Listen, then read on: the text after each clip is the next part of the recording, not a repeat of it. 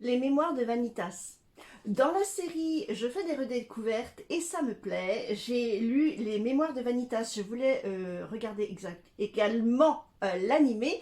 J'ai pas encore eu le temps, mais finalement, cette découverte, redécouverte du premier tome m'a plutôt scotché. J'ai beaucoup aimé. En fait, on va suivre, je vais essayer de vous le retrouver, Noé qui arrive de sa province avec un but précis, retrouver le grimoire de Vanitas, un grimoire qui a très mauvaise réputation, qui dit rendre, parce que là on parle de vampire en fait, il faut peut-être que je vous le mette dans le contexte. Noé est un vampire, il a été chargé par son maître de retrouver ce grimoire parce que soi-disant il rendrait fou les vampires. Or, là il fait la rencontre de Vanitas qui est l'héritier, ça doit être un humain, l'héritier du grimoire et de celui qui lui a transmis, du même nom. Et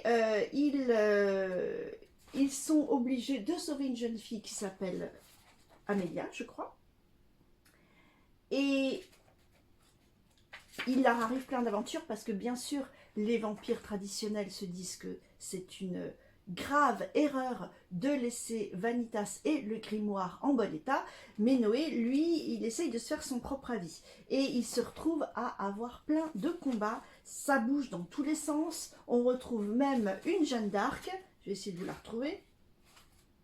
C'est superbe au niveau du graphisme, les personnages ont du caractère, ça m'a bien plu.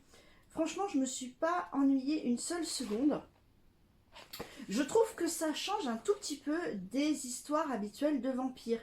Ça déborde de façon, enfin, ça aborde différemment, je trouve. Je trouve que c'est très cool. Donc, au cas où vous auriez vécu dans une grotte que vous ne connaissiez pas ce titre, ben, je vous le recommande.